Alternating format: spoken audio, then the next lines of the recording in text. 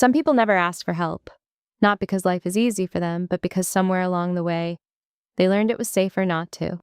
They handle their own problems, manage their own emotions, disappear when things get heavy, and tell everyone, "I'm fine," even when they're completely exhausted. And the strange part? Most people admire them for it.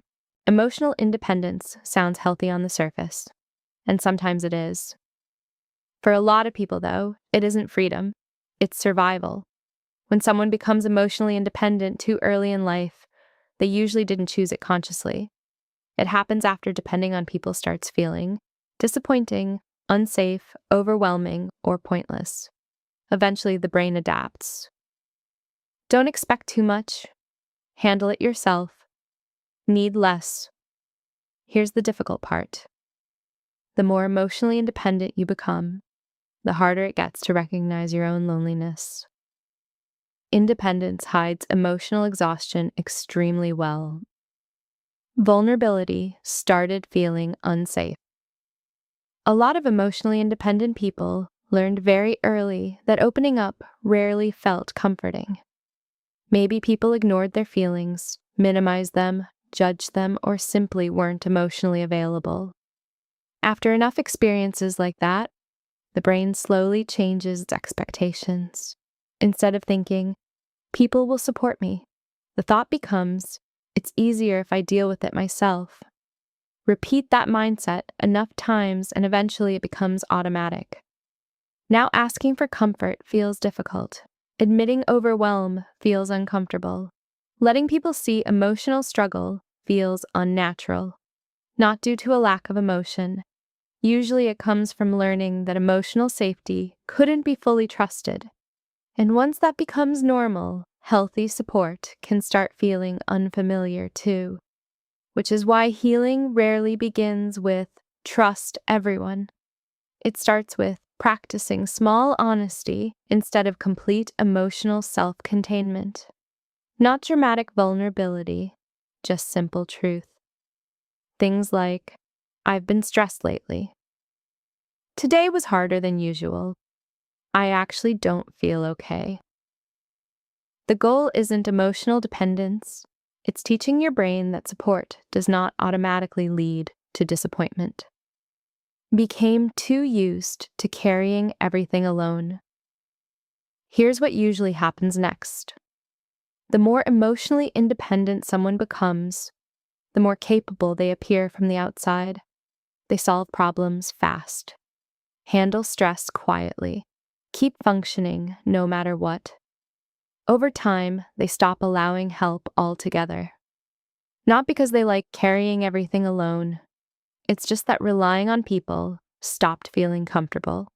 When you're deeply used to carrying everything yourself, accepting help can feel strangely more uncomfortable than struggling alone. So even when life becomes overwhelming, the automatic response stays the same. "I'll deal with it." And frankly, that strategy works for a while. Eventually, the brain and body begin paying the price for constant self-reliance. Notice how quickly you isolate yourself during stress. In the moment, it feels productive. Long term, it creates emotional exhaustion. So try allowing small forms of support before shutting down completely. Reply to the message. Talk before disappearing emotionally. Let someone help with small things. Healthy independence still includes connection. Isolation isn't the same thing. Process everything internally.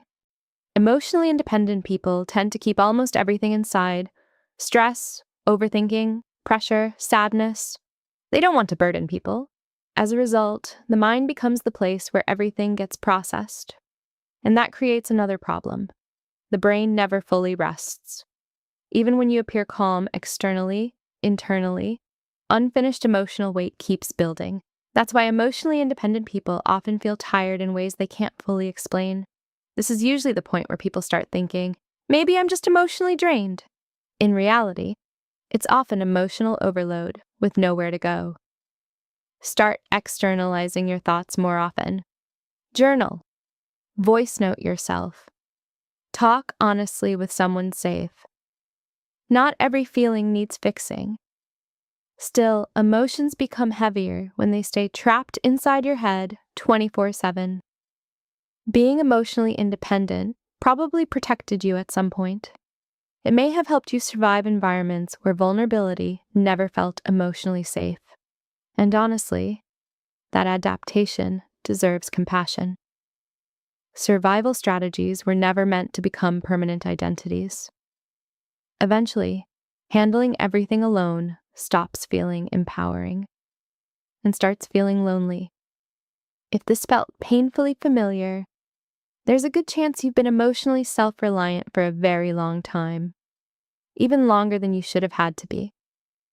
And maybe healing isn't about becoming less independent. It's about finally realizing you were never supposed to carry all of life completely alone,